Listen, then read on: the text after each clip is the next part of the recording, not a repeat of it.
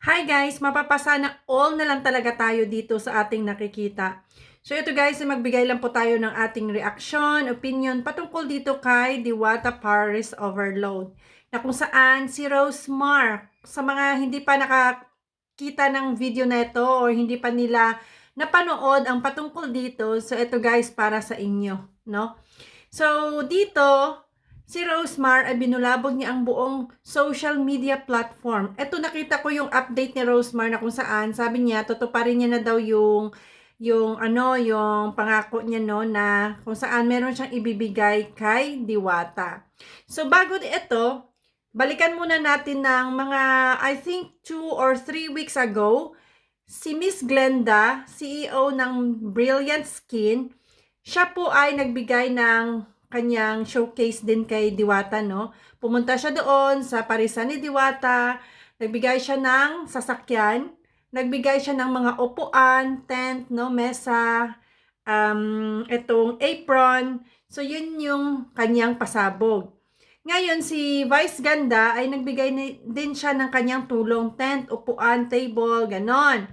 Ngayon, noong kahapon lang, no? Rosemar pumunta sa parisan ni Diwata. And syempre, ang daming mga taong nakaabang doon, guys. Grabe, nakita ko, grabe, ang daming tao talaga. As in, ito naman si Rosemar, napakabongga. Syempre, nilamangan niya ang lahat nung nagbigay. So, dito guys, ay nagbigay si Rosemar ng 5 million pesos, bahay at lupa, sasakyan, tent, upuan, no? Dito. So kinabog niya ang lahat ng mga nung nagbigay doon kay Diwata. So sa kanya, di hamak ganito ka laki yung halaga na naibigay niya dito kay Diwata. So syempre, napaka-blessed ni Diwata, no? Kasi nung time na alam mo yung nung sumikat yung time na talagang nasa peak na si Diwata ng kanyang kasikatan, tapos medyo naglalaylo-laylo no ng konti yung kanyang pangalan. So akala nga ng iba is parang dito na matatapos yung era ng kanyang kasikatan, no. So ngayon ito binulabog na naman ni Rosemar. So dito guys para sa akin, no, nagpapatalbugan and at the same time ito bang siyempre, kumbaga masasabi na rin natin siguro na gamit-gamit na lang dito sa social media, no? Para naman na makilala and lalo ka pang sikat ka na, lalo ka pang sisikat. So talagang ito si Rosemar, ano siya, yung talagang business strategy niya is napakagaling. Talagang naa-amaze ako dito sa kanyang strategiya ba. So, syempre, isa na rin ito na itong malaking halaga. So, dito guys, kahit sa isang video niya lang siguro ito, pag ito po ay humakot ng ilang million views, no, dito sa kanyang YouTube channel, masasabi natin na almost half siguro dito sa binigay niya kay Diwata, or at least, no, 1/4 sa amount na naibigay niya kay Diwata is kayang-kaya ng bawiin sa isang video lang. Sa isang platform lang yan, no?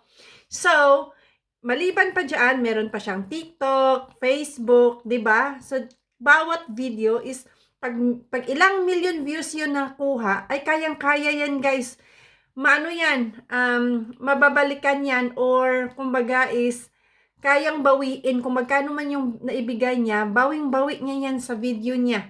So, dito guys, napakalaking halaga and at the same time, so dito is isa rin para sa akin, no, ito yung nakikita ko na syempre sa kasikatan ni Diwata, maraming mga vlogger, maraming mga content creator yung dumikit, no, pati nga ako, 'di ba, gumawa din ng content, malay natin baka magkaroon din tayo ng views, 'di ba? So ngayon, ito isa rin siya sa aking nakikita na parang gamit-gamit na lang dito, no, kasi nga syempre, 'di ba, nasa era yung kasikatan ni Diwata. So pag dumikit ka, lalo ka pang ma-feature ng iba, lalo pang sisikat yung pangalan mo.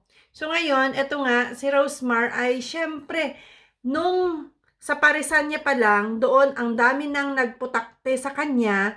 So syempre, pag maraming nagbabash, maraming views, ay pag maraming nanggagalaiti sa iyo, marami ring ang makakakilala sa iyo kasi syempre, 'di ba? Chismosa tayo kailangan natin alamin sino yan siya. Kung sino yung hindi pa nakakilala sa kanya, no? Siyempre, hanapin natin sino yun siya. Alamin natin ba kung ano yung business niya, anong pagmumukha niya, no? Kung ano, kung sino talaga siya, 'di ba? So, ganun tayo, aminin natin, wag tayong ano dito pa inosente, no? Ngayon, eto guys ay siyempre lalo pa siyang makilala. Para sa akin, ang nakikita ko dito is patalbugan sila dito ba. So, syempre, alam naman natin na, ngayon hindi ko alam, no, kung okay na si Miss Glenda at si Rosemar. Alam naman natin na nung may past itong dalawa, no, nang dahil nga dito sa business na rin nila na nagkabanggaan ba. So, well, anyway, labas na tayo doon. Dito tayo mag-focus kay Diwata Paris Overload. So, syempre, overwhelmed si Diwata. Ikaw ba naman bigyan ng, bahay lupa o may sasakyan pa, kompletos ricados pa na package na binigay sa iyo, may tent, may table, 'di ba? May upuan para sa iyong business. O saan ka pa? Sabi ang mga tao naghihiyawan at saka alam mo yung makikita mo talaga sa mukha ni Diwata na napaka-blessed niya and napaka-overwhelmed niya. Nangiyak-ngiyak siya. Oy, syempre kung ikaw ba naman na isorpresa ng ganun, 'di ba? So syempre kung ako siguro ang talon ko ay grabe. Siguro hindi mo maintindihan na manginginig ka, nangiyak-ngiyak ka, yung alam mo yung mixed emotion ka, yung gano'n na feeling. So, siguro ngayon for sure na si Diwata ay hindi makapaniwala na ito, naabot niya yung itong pagkakataon na kumbaga is na-blessed siya ng triple, no? Kung ano man yung hinahangad niya sa buhay niya. So, ngayon ito na yung time na tinanggap niya ng buong-buo ba. Kumbaga, dumating na sa kanya na binigay sa kanya, no? Ang time na ito. So, dito ay pwede ko siyang i-compare dito sa atin na bilang mga aspiring content creator, may kanya-kanya din tayong time, guys.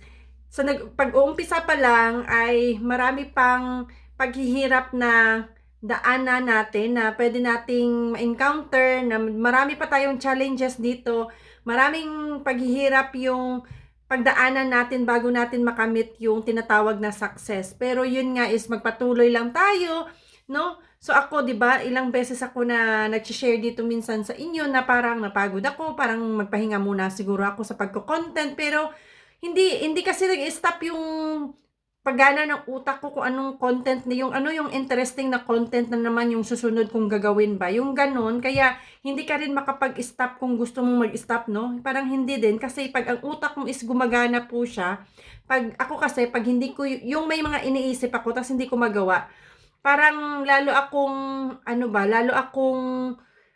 alam mo yun, na gusto ko talaga is pag may inisip akong nagawin is gagawin ko yun siya. Pag hindi ko nagawa, para akong basta ewan, yung mood ko naiiba.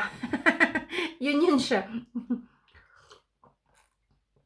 Kaya same lang yan siya dito, guys. Dito sa atin bilang isang content creator na kung saan tayo po ay pag nag-umpisa pa lang, marami pang paghihirap yung dinaanan natin, pero may time tayo, guys, kung kailan tayo kumbaga is magsa-success, kung kailan tayo sisikat dito, kung sisikat man, no? At kung hindi man ganun kasikat, at least meron tayong matatawag na solid fan, solid follower, no? May manonood ng ating videos, kaya ayan, magiging consistent lang tayo, sipagan lang natin ang paggawa ng mga interesting at engaging na klase ng content, kasi walang imposible dito lahat, guys. Kaya yun lang at na-share ko lang, guys, kasi mapapasana all na lang talaga tayo dito sa mga nangyayari sa ating nakikita. Kaya yun lang, guys, at na-share ko lang sa inyo. Maraming salamat and see you in my next video. Bye!